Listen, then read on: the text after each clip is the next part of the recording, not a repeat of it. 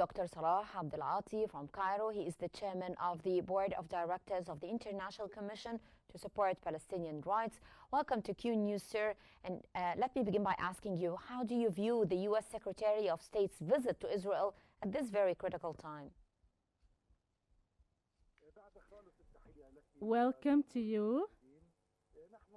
We view the visit of the American Prime Minister to Israel after the Israeli aggression on Qatar in the regard of agreements, American and Israeli agreements, and a vision on the area and on the Israeli aggression on Gaza Strip, and to view the Israeli agenda and what it decides to do. I believe that this visit is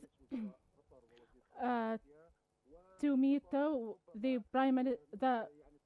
Minister of Foreign Affairs of Qatar and other countries, and to somehow de-escalate what Netanyahu does. This visit also imposed new measures regarding either to stop some Israeli decisions to get a West Bank for Israel and to stop and to boost Israeli situation in the area with an American agenda. Sir, can the U.S. administration put real pressure on Netanyahu to stop the war in the Gaza Strip, in your own opinion? Yes, the American government can be pressuring on Israel to stop war in Gaza. According to the American vision, his interest is to continue war in Gaza Strip, according to his plan, which is to get Gaza as a city in Israel.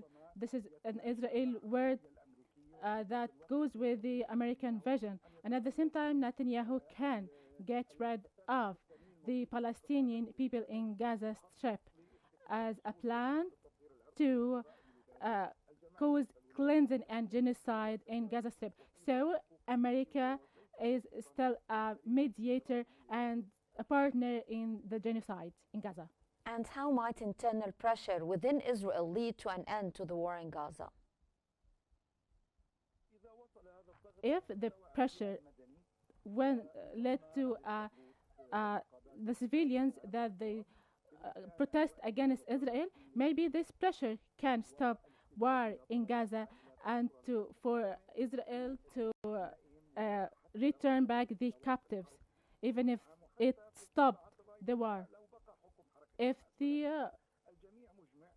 all people, according to the Egyptian plan, is to get back the leadership in Gaza Strip and to rebuild Gaza Strip. Israeli plans loses visions regarding the plans of other countries. There are turmoil in military and political sides.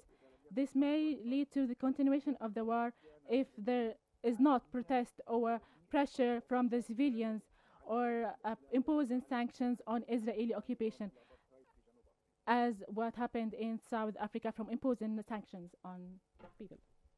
And how do you view Netanyahu's continued threats to target Hamas leaders abroad once again? This is a chaotic action and breach of international law that affirms that Israel is a chaotic people. Their genocide is crimes. All countries have the right to imprison any person who commit any crimes and to be sentenced and tried. This is the policies of the countries and this is the international law. But in Israel, the situation differs. They are chaotic. They are supported by the U.S. ally, but the Israel interests are above all their decisions, that are always to support their uh, interests.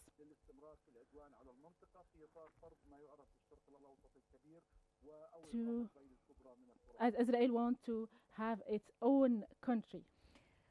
The Israeli occupation army issued new evacuation orders for areas in Gaza City. Sir, how do you view this move, which is just in now?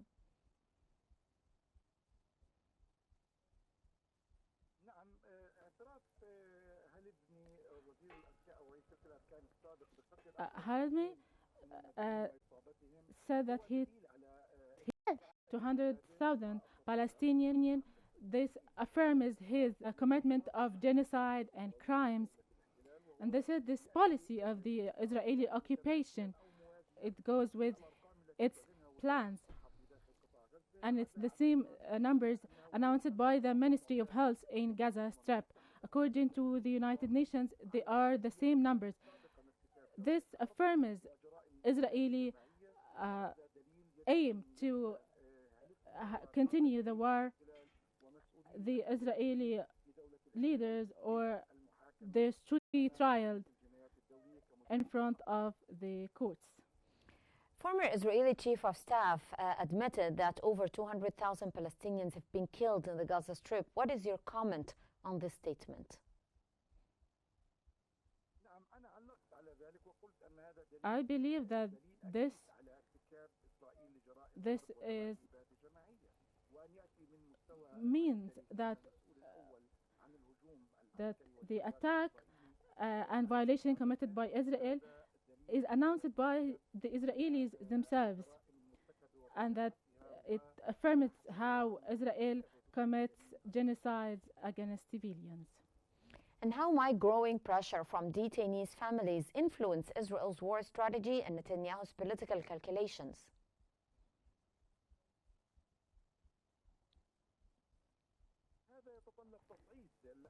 This can be achieved by protest against Netanyahu and the Ministry of Israel to put pressure on Netanyahu to stop the war and to return back the captives and to cease fire what's going on in Gaza Strip, and also the captives in Palestine to return back to Israel. Well, that was Dr. Salah Abdul Ati joining us from Cairo, and he's the chairman of the board of directors of the International Commission to Support Palestinian Rights. Thank you so much for joining us, sir, here on Q News.